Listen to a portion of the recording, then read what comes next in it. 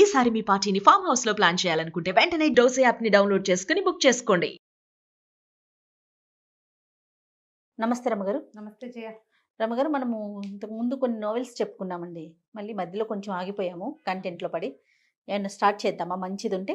మన ఎదన్పూడి సులోచనారాణి గారి జాహ్నవి ఓ ఇంట్రెస్టింగ్గా ఉంటుంది. ఇదంటే మరి ఇందులోనే సీరియల్గా వచ్చిందో లేదో నాకు జ్ఞాపకం లేదు, తెలీదు నాకు. 95లో ఒక ఎవరో ఫ్రెండ్ ఇంట్లో కనపడింది పుస్తకం. వాళ్ళ ఇంటి నుంచి తెచ్చేసుకున్నాను నేను.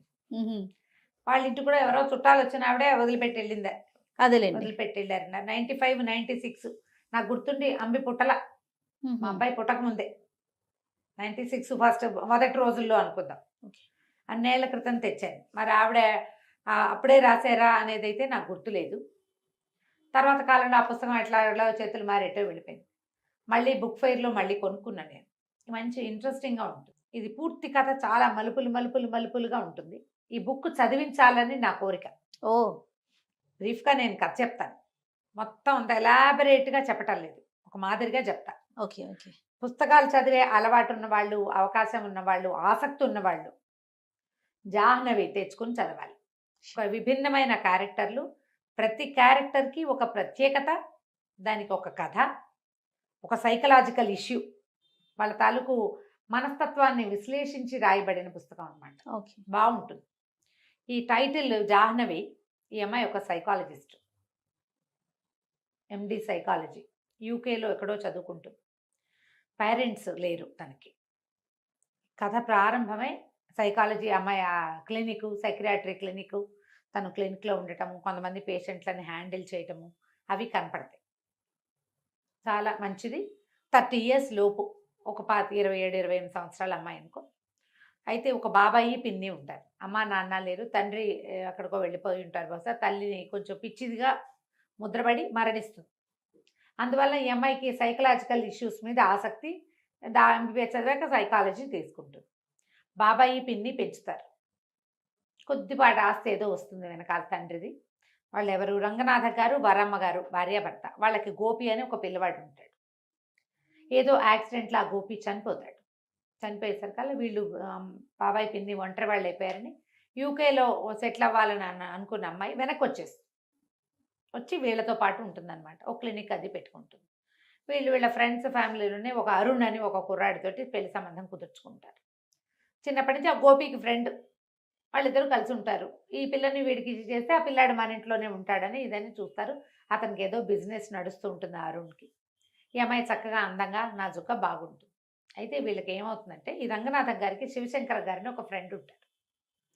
ఆయన ఏదో చాలా ఇబ్బందుల్లో ఉన్నాడు, వాళ్ళ అబ్బాయికి చాలా పెద్ద జబ్బు చేసిందని ఫ్రెండ్స్ వాకింగ్లో ఎవరో చెప్తే వీళ్ళు వెళ్తారు వాళ్ళని చూసి రావడానికి. ఈ కుమారుడు ఈ గోపి చనిపోయినప్పుడు ఆయన స్నేహితుడు చాలా హెల్ప్ చేశాడు ఆయనకి.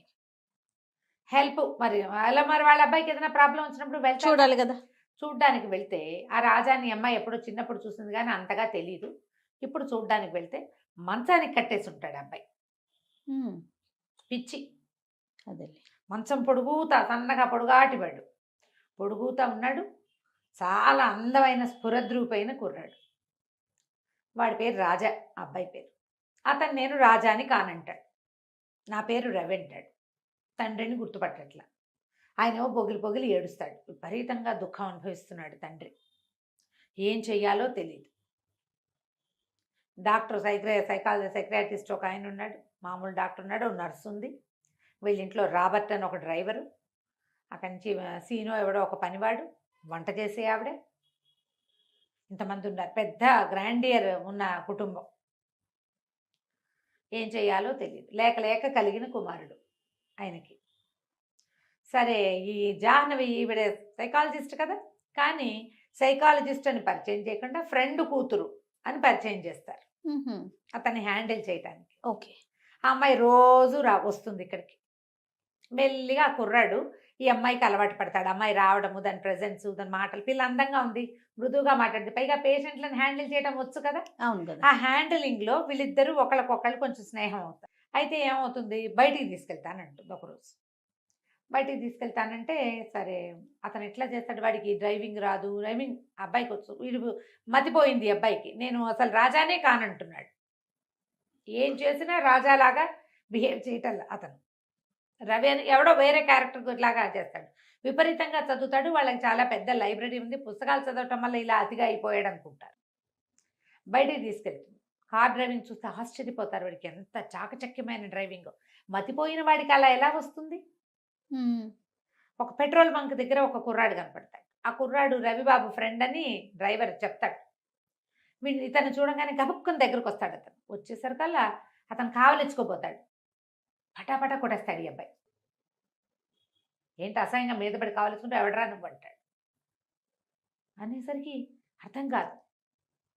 వీళ్ళిద్దరు క్లోజ్ ఫ్రెండ్స్ అయినప్పుడు వీడు మతిపోయినా కూడా నాన్నని వాళ్ళని గుర్తుపట్టట్లేదు. ఓకే, ఫ్రెండ్ని కూడా గుర్తుపట్టట్లే వాడు. సరే ఇంటికి తీసుకొస్తుంది. ఈ అమ్మాయికి ఎందుకు అనుమానంగా ఉంటుందంటే వాడు అవతల వాడు ఆశ్చర్యపోవటము, ఇదేంటి వీడు ఇలా ఉన్నాడు అనే వాడి డైలాగు ఈ అమ్మాయికి విచిత్రంగా ఉంటుంది. కనుక్కోవటానికి వెళ్తుంది. వెళ్తే అతను చెప్తాడు, వీడు 100% రాజా కాదు. ఎందుకంటే రాజా నేను బాయ్ ఫ్రెండ్ గర్ల్ ఫ్రెండ్. వీడు మగవాడు. వీడు 100% రాజా కాదు, వేరే ఎవరో వ్యక్తి రాజా వేషంలో వీళ్ళ ఇంట్లో ఉన్నాడు. వాడు హోమో. ఈ కనపడుతున్నవాడు అలాంటి వాడు కాదు. అలా ఎలా మారిపోతారు? పోలికలు అవి ఉంటాయి, తత్వం మారదు కదా. ఈ అమ్మాయికి అనుమానంగా ఉంటుంది. ఇంతలో ఏదో ఒక కేసు ఒకటి బయటపడుతుంది. ఎంత ట్రై చేసినా ఈ అబ్బాయిని రాజాని చేయలేకపోతారు వీళ్ళు. కొద్ది రోజులకి ఈ కుర్రాడికి ఈ రాజాకి తెలిసిపోతుంది ఈ అమ్మాయి డాక్టర్ అని, తనని ఒప్పించడానికి ట్రై చేస్తున్నారని.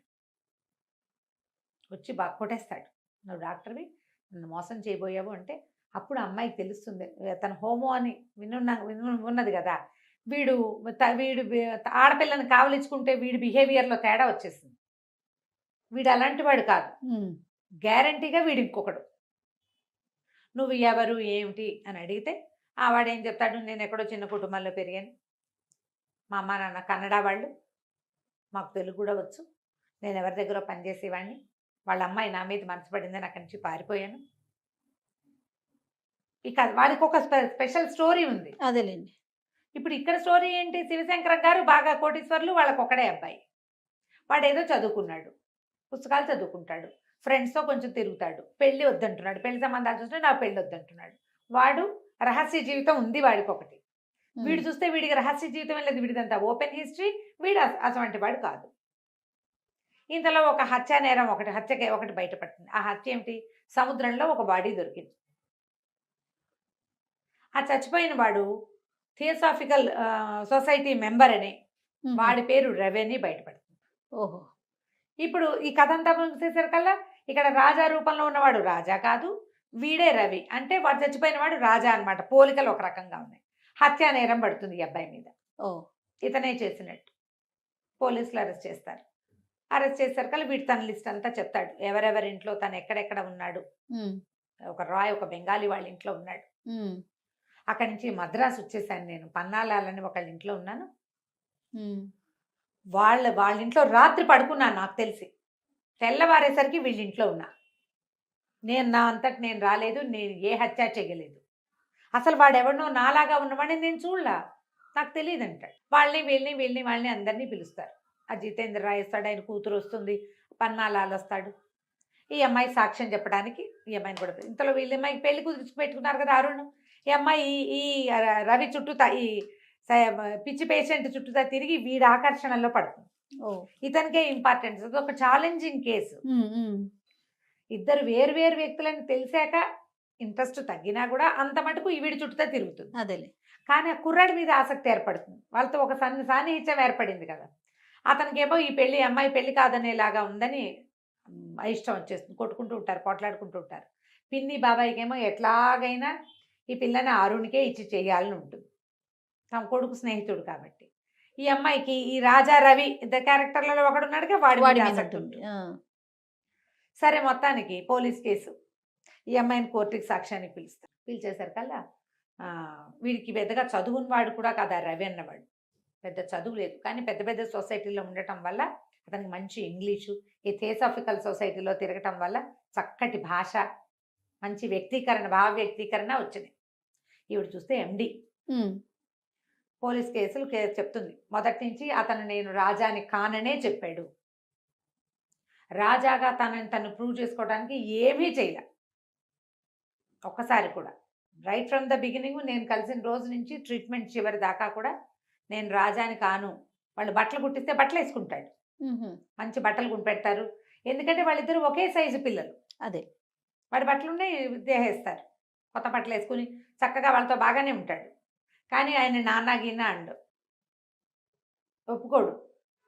ఈ అమ్మాయి ఏం చెప్తుంటే మధ్యలో వీళ్ళిద్దరు సన్నిహితం అయినప్పుడు నువ్వు వాళ్ళతో ఒప్పుకుంటే అసలు ఇది విషయం ఏంటో మనకు అర్థం అవుతుందని చెప్తుంది. కొంచెం అంతకుముందు చిరతపులిలాగా పోరాటానికి దిగేవాడు కొంచెం తగ్గించుకుంటాడు. ఈ రెండో రోజున ఏమవుతుంది, మొదటి రోజు తను వెళ్ళి సాక్ష్యం చెప్తుంది. అతను వచ్చినా సరే అతనితో మాట్లాడుతుంది. ఎందుకంటే వాడు మంచి చరిత్ర ఉన్నవాడు కాదు, గత చరిత్ర. ఈ అరుణ్తో కలిసి వచ్చేసి నువ్వు ఆశ్చర్యపోతాడు, తనతో అంత స్నేహంగా ఉన్న అమ్మాయి ఇట్లా వదిలేసింది అని. ఇంటికి వచ్చేసాక మర్నాడు లాయర్ ఫోన్ చేస్తాడు, నువ్వు ఇవాళ రావాల్సింది, పన్నాలాలు మొత్తం కేసు అంతా తిప్పేశాడు. శివశంకరం గారి దగ్గర ఉన్న రాబర్ట్ అని డ్రైవర్ ఉన్నాడు కదా, అతను ఇందులో ఇన్వాల్వ్ అయి ఉన్నాడు. అతను సాక్ష్యం ఏం చెప్పాడంటే, పన్నాలాలు చెప్పాడు ముందు, మా ఇంటికి వచ్చాడు రాబర్ట్ అనే ఒక అతను, మా అక్కయ్య కొడుకు అచ్చు ఇలాగే ఉంటాడని చెప్పాడు. మా ఇంట్లో ఉన్న రవిని చూసి ఆ రాజా ఫోటో కూడా చూపించాడు. వాళ్ళే ఏదో చేసి ఉంటారు, ఇప్పుడు రాబర్ట్ ఎవరు అని వెతికి ఆ రాబర్ట్ ఫోటో చూపిస్తే వీడే మా ఇంటికి వచ్చిన వాడు అని గుర్తుపట్టాడు. ఆ రాబర్ట్ని పట్టుకుంటే రాబర్ట్ ఏం చేశాడంటే, నాగరాజు అని ఒకడున్నాడు, మేమిద్దరం కలిసే వీళ్ళిద్దరు ఈ కుర్రాడు ఆ వాడు కలిసి మా బాబుగారు అబ్బాయిని చంపేశారని చెప్పాడు. వీడి చుట్టూతా ఇంకా బిగిసిపోయింది. వీడు ఇప్పుడు ఒక కోటీశ్వర్ల ఇంట్లో చేరాడు, ఇష్టం ఉండో లేకో. అక్కడ ఉండాల్సిన అబ్బాయి చచ్చిపోయాడు అంటే వీడే చంపేసి ఉండొచ్చు అనే అనుకోవచ్చు, అనుకుంటారు కదా. ఎన్ని మలుపులు తిరుగుతుందో జయ. ప్రతి చోట ఒక బలమైన క్యారెక్టర్ ఉన్న కుర్రాడిని చూపించడానికి ఎంత బాగా ట్రై చేస్తారు. ఆ అమ్మాయి డాక్టర్గా ఉండి మంచి ఆలోచన పటిమ ఉండి ఎట్లా ఆకర్షితులవుతారో చూపిస్తారు. చాలా వివరంగా భలే బ్రహ్మాండంగా ఉంటుంది కథ. నేను చకచకా చెప్పేస్తాను. అవును. అయితే కథ చదువుతుంటే ఒకసారి చదివితే మాత్రం బాగా అర్థం కాదు, రెండోసారి చదవాలి. అంత బాగుంటుంది, బాగా పట్టుగా కూడా రాస్తారు. అక్కడి నుంచి ఏమవుతుంది, కుర్రాడికి శిక్ష పడే పరిస్థితి వచ్చేస్తుంది. ఇంతలో ఈ శివశంకర గారు సూసైడ్ చేసుకుంటారు. ఈ రవిని వదిలేస్తారు. ఆయన ఒక ఉత్తరం రాస్తాడు. ఆయన రాసిన ఉత్తరంలో ఉంటుంది అసలు కథ, అసలు ఇక్కడ ఏం జరిగింది అని. ఈ శివశంకర గారికి భార్య ఉంది, సంతానం కలగల. అయితే ఈయనకి కళ్యాణి అని ఒక అమ్మాయితోటి స్నేహం, అమ్మాయి బాగా తిరిగిపోతుంది. ఈయనతో పాటు ఇంకా 5-6 స్నేహాలు ఉంటాయి. ఆ కళ్యాణి ఒకరోజు ఆయన దగ్గరికి వచ్చింది. ఇది ఇలా స్టార్ట్ అయిందనమాట. వచ్చి ఏం చెప్పిందంటే, నీ దగ్గర నువ్వు పెంచుకుంటున్న నీ కొడుకు రాజా నా కొడుకు, నాకు 2 పిల్లలు పుట్టారు. డాక్టర్ శేషారత్నం అని ఆవిడ ఈయన భార్యకి డెలివరీ చేస్తుంది. అదే రోజున ఈ కళ్యాణి కూడా డెలివరీ అయింది. నీ భార్యకి వికృతి శిశువు పుట్టింది, ఆడపిల్ల, దాన్ని పారేశారు వాళ్ళు. పిల్లలు అప్పటికే 4 కాన్పుల్లో పిల్లలు పోగొట్టుకుని నీ భార్య చచ్చిపోతుందని నాకు పుట్టిన ట్విన్స్లో ఒక పిల్లవాడిని నీ భార్యకి అప్పచెప్పింది శేషారత్నం. ఓహో, ఈయనేమో ఈ శేషారత్నం ఈ డెలివరీ సరిగ్గా చేయండి, మిమ్మల్ని అమెరికా పంపిస్తానని చెప్పాడు ఈయన. పిల్ల చచ్చిపోయిందంటే ఈయన డబ్బులు ఇవ్వడు కదా, అదేలే. అందుకని ఆవిడ ఏం చేసింది, 2 మగ పిల్లల్లో ఒక పిల్లాన్ని అక్కడ పెట్టింది. ఇక్కడ పెట్టాను. రవి నా దగ్గర 5 ఏళ్ళు వచ్చేదాకా నాతోటే ఉన్నాడు. తర్వాత నన్ను నాయర్ అని ఒక ఫ్రెండ్ పిలిచాడు, నేను వాడితో వెళ్ళిపోయా. ఈ పిల్లాన్ని ఒక కన్నడ ఫ్యామిలీకి అప్పచెప్పాను. వాడు ఎక్కడున్నాడో నాకు తెలీదు. నాకు ఇప్పుడు 20 ఏళ్ళు జైల్లో ఉన్నాను నేను. వాడు ఒక హత్యా నేరంలో ఇరుక్కుని వాడి వల్ల నేను కూడా ఇరుక్కుపోయా. నేను నా కొడుకు దగ్గర ఉండడానికి వచ్చాను. ఈ పిల్లాడు నా కొడుకు. ట్విన్స్ని ఎత్తుకుని ఉన్న ఫోటోలు, శేషారత్నం గారు రాసిన ఉత్తరము అన్నీ ఉన్నాయి అందులో. అది చూసేసరికల్లా అంతకుముందు ఈ కళ్యాణి తనని పెళ్లి చేసుకోమని ఈయన్ని 2వ పెళ్లి చేసుకొని నీకు పిల్లల్ని కంటానని అడిగితే, మీ నాన్న తాగబోతూ మీ అమ్మ తిరుగుబోతూ అని ఎక్కిరిచ్చాడు. స్నేహానికే కానీ నువ్వు నాకు ఇంకెందుకు పనికిరావు, నేను నిన్ను పెళ్లి చేసుకోను అని. అందుకని ఈ అమ్మాయి ఏం చేసింది, ఈ కళ్యాణి ఈ పిల్లలిద్దరూ నా పిల్లలు అనేసరికల్లా ఈయనకు అసహ్యం పుట్టేసింది. పైగా తండ్రి ఎవరు అని అడిగితే వాడెవడో తిరిగిపోతూ తాగుబోతూ ఎలాగో 2 పిల్లలు కడుపును పడ్డారు అంతేనని చెప్పింది. ఈయనకి ఎంత చీదర పుట్టేసిందంటే, ఇన్నాళ్ళు అది ఎవరితో తిరిగిపోతూ దాని కొడుకుని పెంచానా నేను, పైగా నా కర్మకి వాడేమో హోమో అయ్యాడు. కళ్యాణి పిల్లాడు అవటం వల్ల కదా వీడికి లక్షణం వచ్చింది. ఎలాగైనా వాడిని వదిలించేసుకోవాలనుకున్నాను నేను. వాడిని నాతో ఉంచుకోదలుచుకోలే. వాడు చాలా ప్రేమగా ఉండేవాడు. తండ్రి కొడుకు అసలు పక్క పక్కన ఆనుకుని పడుకునేంత స్నేహం. కానీ ఆయనకి చివర్లో ఆ కొడుకు అంటే రోత వచ్చేస్తుంది. ఎందుకంటే ఆ పిల్లాడు నా పిల్లాడు కాదు, వాడి గుణము మంచిది కాదు. హోమ అంటే మరి ఆ రోజుల్లో యాక్సెప్టెన్సీ లేదు. ఇలాంటిది ఎందుకు వచ్చింది వీడికి? ఉమ్. వంశం ముందుకెళ్ళదన్న బెంగ మొన్నటిదాకా ఉండేది. ఇప్పుడు అసలు ఆ కొడుకే నా కొడుకు కాదని కాదు నాకు కదా. తెలిసిపోయింది. ఉమ్. నేనేం చేయాలో నాకు తెలియలేదు. మద్రాసు వెళ్ళాం మేము. వాడు కూడా నాతో పాటు వచ్చాడు. మద్రాసు బీచ్లో నిన్ను చూసాం. ఈ రవికి రాస్తాడనమాట ఆయన ఉత్తరం. అదే పోలికల్లో ఉన్న కుర్రాడు కనపడేసరికి మేము మా వాడిని డిస్పోజ్ చేసి వీడిని ఇది చేసి వీడిని ఇరికించి ఈ పిల్లల నుంచి తప్పించేసుకోవాలనుకున్నాను. నేను కళ్యాణి పిల్లల నుంచి నా జీవితాన్ని పూర్తిగా విముక్తి చేసేసుకోవాలనుకున్నా. స్వయంగా నా చేతులతో నేనే రాజాని చంపేశాను. అయ్యయ్యో. ఉమ్. చంపేశారు. చంపేశాక ఈ రాబర్ట్ ఏం చేశాడు, ఒక బాక్స్లో పెట్టి బాడీని డిస్పోజ్ చేశాడు. పన్నాలాల ఇంట్లో నిద్రపోతున్న రవిని తీసుకొచ్చేసాడు. తీసుకొచ్చేసారు. ఒకవేళ అది బయట పెడితే మేము ఎవరో అనామకుడు రోడ్డు మీద తిరుగుతున్నాడు అనుకున్నాం. కానీ వాడు అనామకుడు కాదు, థియోసాఫికల్ సొసైటీలో మెంబరు. వాడు చాలా ప్రముఖమైన వాడే. అదంతా బయటపడేసరికల్లా ఇలా అయింది. తీరా కొద్ది రోజులు గడిచేసరికల్లా నాకు శేషారత్నం ఉత్తరం రాసింది. ఏమని? ఆ పిల్లలు నీ పిల్లలే అని. కళ్యాణి ఆవిడకి చెప్పింది, శివశంకరానికి పుట్టిన పిల్లలే వీళ్ళు, ఓహో. కానీ నేను పగ కొద్దీ చెప్పాను అని. ఈయన కళ్యాణిని కూడా చంపేశాడు. మందులో నిద్ర మాత్రలు కల్పిస్తే ఇక్కడ తాగేసి ఇంటికి వెళ్ళి చచ్చిపోయింది. మంది ఎక్కువై చచ్చిపోయింది అనుకున్నారు. ఆ ఫోటోలు ఉత్తరాలు అన్నీ వెళ్ళి రాబర్ట్ వెళ్ళి కనెక్ట్ చేసుకొచ్చి మొత్తం ఫోటోలన్నీ తగలబెట్టేశారు. సాక్ష్యాలు లేవు. నేను ఒక్కడనే సాక్ష్యం. నా చేత్తో నేను పెంచిన నాకు అన్న కొడుకుని నేనే చంపేశాను. నిన్ను తీసుకొచ్చి ఈ నరకంలో పెట్టాను. ఇప్పుడు నువ్వు మొహం కూడా చూడని నీ కవల సోదరుని నువ్వే చంపినట్టుగా అయిపోయింది. నేను సమాజానికి మొహం చూపించలేను. నేను ఇన్ని రోజులు ఏడుస్తుండేవాడు ఆయన. ఎందుకంటే కొడుకుని చంపేసుకున్న కష్టం. ఈ రెండో పిల్లాడు తన పిల్లాడే, కానీ వాడు యాక్సెప్ట్ చేయడు. ఈ దుఃఖంతో నలిగిపోయాను. ఇంకా నిన్ను ఈ శిక్ష నీకు వెయ్యను, నేనే చచ్చిపోతున్నానని ఆయన ఉత్తరం రాసి ఒకటి కాపీ టు జడ్జి గారికి ఒకటి పంపించి పోలీస్ స్టేషన్ కూడా పంపించి 3వ కాగితం కొడుకు పంపిస్తాడు. ఆ ఉత్తరం అప్పచెప్తాడు ఈ జాహ్నవికి, డాక్టర్కి. ఉత్తరం అంతా చూసి ఆశ్చర్యపోతుంది. మనుషులు ఎంత వింతగా ఉంటారు. అంతే కదా. ఆయన తాగుబోతూ తిరిగిపోతైన కళ్యాణిని నమ్మాడు. తన 27 ఏళ్ల పెంపకాన్ని నమ్మలేకపోయాడు. అవును. హోమో అయితే తన కొడుకు కాకుండా పోతాడా? వాడికి ఏదో ఒక లక్షణం ఏర్పడింది. దానికి ఎవరు ఏం చేయలేరు కదా. తన కొడుకే కదా. అంతేగా. తన పిల్లాడు కాకపోతే పెంచుకున్న పిల్లాడిని ఉంచుకోరు. రక్తం మీద అంత నమ్మకం ఏమిటి? ఎంత తెలివి తక్కువ పని. చివరికి కొడుకుని తనే పొడిచి చంపేసి వాడు ఆశ్చర్యపోయాడు. నేను రాస్తాడనమాట వాడి మొహంలో దెబ్బతిన్నప్పుడు, డాడీ నువ్వు నన్ను ఎందుకు చంపుతున్నావు అన్న వాడి ప్రశ్నలు నిండిన వాడి మొహాన్ని చచ్చేదాకా మర్చిపోలేకపోయాను నేను. ఓ చెంపకాయ కొడితేనే పిల్లలు మనకేసి ప్రశ్నిస్తారు, మన మొహం చూస్తారు. ఆ మొహం మర్చిపోగలమా? ఈ దుఃఖంతో ఈ ఉత్తరం రాసేస్తాడు ఆయన. దాంతో వదిలేస్తారు. ఆస్తంతా ఈ అబ్బాయి పేరు మీదకి ట్రాన్స్ఫర్ అయిపోతుంది. ఆయన రాసేస్తాడు మొత్తం ఆస్తంతా. తర్వాత ఇతను వచ్చి ఫీజు ఇస్తాడు జాహ్నవికి. నువ్వు నన్ను ట్రీట్ చేసినందుకు 1000 రూపాయలు రాసి ఇస్తాడు. ఇచ్చేసరికల్లా ఇంతేనా అని అడుగుతుంది. ఇంతేనా, 1000 రూపాయలేనా నా ఫీజు అంటే, నేను మరి నా దగ్గర ఇంతే ఉంది, సంపాదించాక మిగిలిన ఫీజు ఇస్తానంటాడు. ఆ కోట్లు ఉన్నాయి మీ నాన్న ఇచ్చినవంటే నాకు అవేం వద్దు, నేను అవి తీసుకోను. పిల్లలకి డబ్బు ఎప్పుడు కావాలి? పెంపకం కావాలి. ఇప్పుడు ఎందుకు నాకు డబ్బు? నేను సంపాదించుకోగలను కదా. చిన్నతనంలో నాకు అవసరం. మా అమ్మ మా నాన్న ఇద్దరు నన్ను వదిలేశారు. ఆవిడ 5 ఏళ్ళు పెంచి ఎవరి దగ్గర వదిలేసింది. వాళ్ళు కొన్ని రోజులు ఉంచుకుని వాళ్ళు వదిలేశారు. గాలికి ధూళికి పెరిగాను నేను. ఈయన దగ్గరికి వస్తే ఈయన ఎంతసేపు రాజా రాజా అన్నాడు, కానీ నన్ను రెవెన్లేదు మా నాన్న. తలకొరువు పెట్టే ఆయనకు పుట్టినందుకు. అంతే. చివరి రోజుల్లో అయినా నన్ను దగ్గర ఉంచుకున్నాడు, బట్టలు కుట్టించాడు, అన్నీ చూశాడు. కానీ నన్ను రాజాని చేయడానికి ట్రై చేశాడు రవి నుంచి. నువ్వు కూడా అమెరికా వెళ్తున్నావు కదా, కంగ్రాచులేషన్స్, అరుణ్ తోటి అమ్మాయి పెళ్ళి అనుకుంటాడు. సరే రేపు 2-3 రోజుల్లో అమెరికా ఎక్కడికో వెళ్ళబోతోంది, ఫారిన్. సరే అందరూ ఎయిర్పోర్ట్కి వెళ్తారు. చాలామంది వస్తారు ఈ అమ్మాయిని సీ ఆఫ్ చేయడానికి. ఇతను కూడా ఆగ మేఘాల మీద పరిగెత్తుకొస్తాడు ఈ రవి. పువ్వులు గుర్తిస్తాడు, బాన్ వాయేజ్ అని రాస్తాడు దాని మీద. ఫ్లైట్ వెళ్ళిపోతుంది. ఈ అమ్మాయి ఎయిర్పోర్ట్ నుంచి బయటకు వస్తుంది. ఆ బయట కారులో కూర్చుని ఉంటాడు ఇతను. నిర్ఘాంతపడతాడు. నువ్వు ఎందుకు వచ్చావు, వెనక్కి వచ్చావు ఏమిటంటే, నేను అసలు వెళ్ళటమే లేదు, అరుణ్ని సీ ఆఫ్ చేయడానికి వచ్చాను. మరి పెళ్లి చేసుకోమంటాడు. పెళ్లి చేసుకోను, నేను పిచ్చి అబ్బాయిని ప్రేమించాను, అబ్బాయి ఏమో నన్ను వదిలిపెట్టి వెళ్ళిపోతానంటున్నాడు. అరుణ్కి నాకు ఎప్పుడు పొసగలేదు ముందు నుంచి. ఇప్పుడు పొసిగేలా కనపడలేదు అంటే కావలించుకుంటాడు. నాకు ఎవ్వరు లేరు, నువ్వు ఒక్కదానివే నాతోటి ఉన్నావు. పిచ్చిగా ఉన్నప్పుడు కూడా మిగిలిన వాళ్ళంతా అతన్ని మార్చడానికి ట్రై చేశారు. ఈ అమ్మాయి ఒక్కతే అతని మాట నమ్మిందనమాట. ఎప్పుడైతే ఇతను వాడు కాదు అని, అంటే వాళ్ళ రాజా గురించి ఉన్న లక్షణాలన్నీ వింటుంటే ఈ మనిషి వేరు అని అని తెలుసుకుని మొదటి రోజు నుంచి ఆ అమ్మాయికి తెలిసిపోయింది.